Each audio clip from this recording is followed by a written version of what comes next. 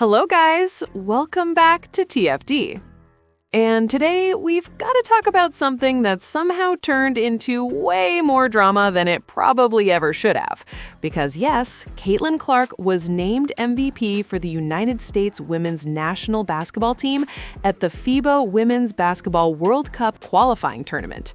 And apparently, a lot of people in the Women's National Basketball Association media world are not happy about it.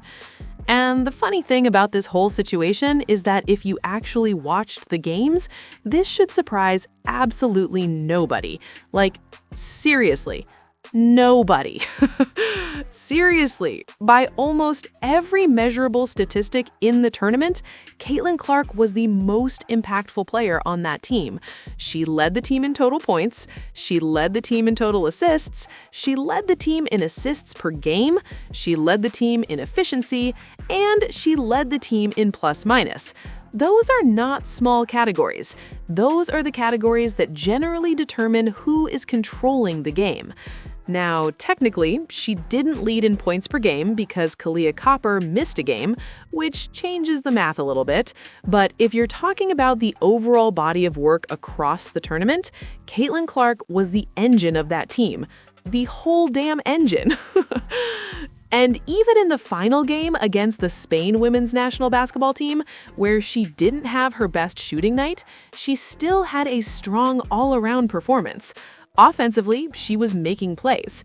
Defensively, she probably had one of her better defensive performances of the tournament, and she was still impacting the game in multiple ways.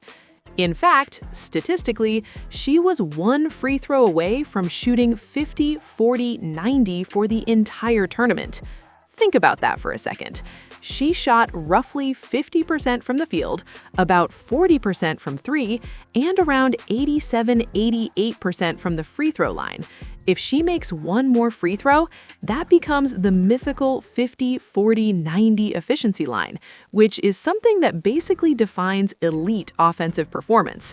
And yet, despite all of that, somehow people are acting like this MVP award is some kind of scandal. Like, what the hell are we even arguing about here? So if you guys could subscribe, by the way, it would be massively appreciated. The support on the channel recently has been incredible. We're trying to push toward the next subscriber milestone, so if you enjoy these breakdowns, hit that button. But back to the topic, because this reaction has honestly been wild, like full internet chaos wild. Whenever Caitlyn Clark wins something, it feels like the discourse immediately becomes chaotic. And I'm not even talking about the random internet trolls. I mean actual people in media spaces, actual commentary threads, and some of the narratives that start circulating. On some platforms, people were genuinely comparing Caitlyn Clark winning MVP to historical injustice. I'm not even exaggerating. That's the level of discourse we've reached. Like, that's insane. There were people saying the award proves the league is racist. There were people claiming the media only voted for Clark because of bias. And the thing that's hilarious about that argument is the FIBA MVP wasn't decided by the WNBA. It was voted on by credentialed media covering the tournament. So the idea that this was some kind of coordinated effort by the WNBA itself doesn't even make sense structurally. Like, it literally doesn't make any damn sense. But let's talk about the other player whose name keeps coming up in this conversation, Rhyne Howard.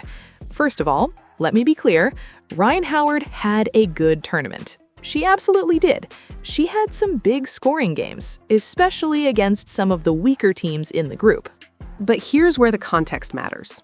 Against the stronger teams that actually qualified for the World Cup, teams like the Spain women's national basketball team, the Italy women's national basketball team, and the Puerto Rico women's national basketball team, Howard's production dropped dramatically. In fact, against those three teams combined, her scoring average was around 3 points per game. 3. That doesn't mean she played badly overall, but it does matter when people are arguing she should have won MVP instead of Clark. Meanwhile, Clark was still averaging around 9 points per game against those same stronger opponents, and she was also leading the team in assists during those games.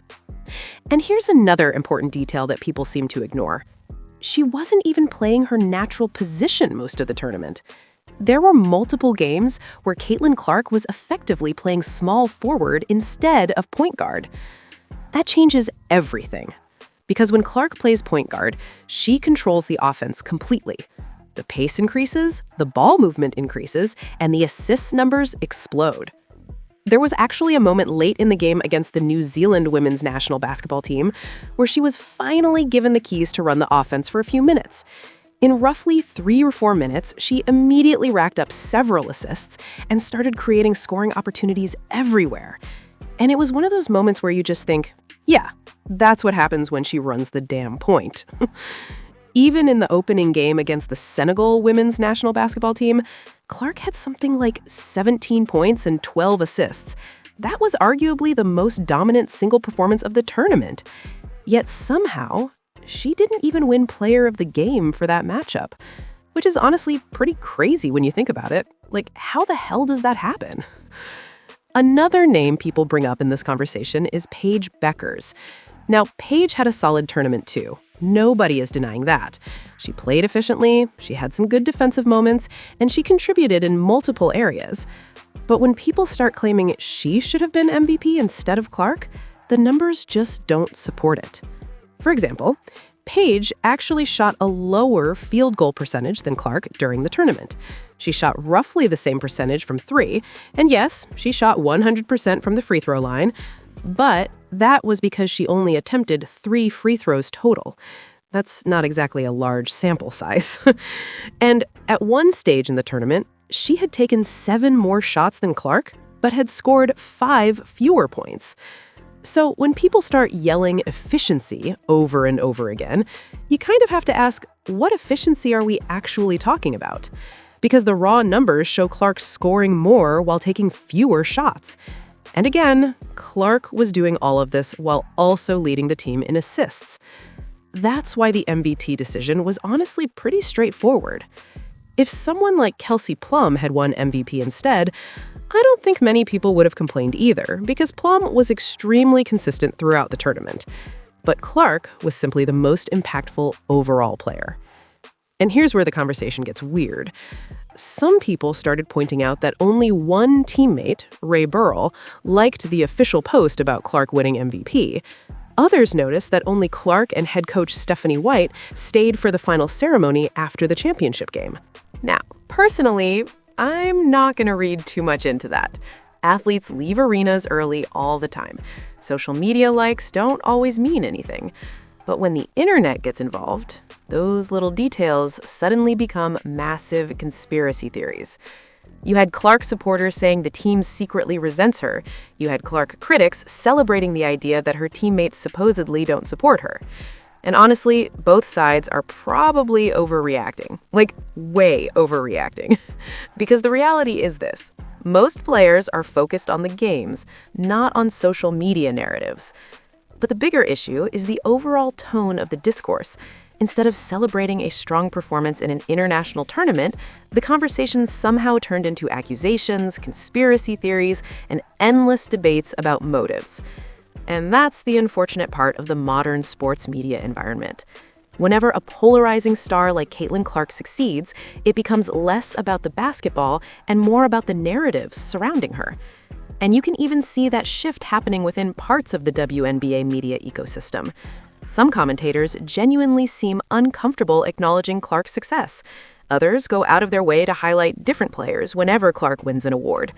Again, not everyone does this. There are plenty of journalists who cover the league fairly, but there are definitely some voices that seem determined to frame every Clark accomplishment as controversial. The reality, though, is pretty simple. She led the team in scoring impact. She led the team in playmaking. She nearly shot 50-40-90, and her presence on the floor consistently improved the team's performance. That's exactly what an MVP does. And the best part of all this is that FIBA doesn't really care about the social media discourse. They don't care about fan arguments on Threads or Twitter. They don't care about media narratives. They look at the performances, they evaluate the tournament, and they give the award to the player who deserved it. And in this case, that player was Caitlyn Clark. So regardless of how loud the online arguments get, the record books are pretty clear. Clark was the most impactful player on Team USA in that tournament. And that's why she walked away with the MVP. Tell me what you think. Don't forget, like and subscribe.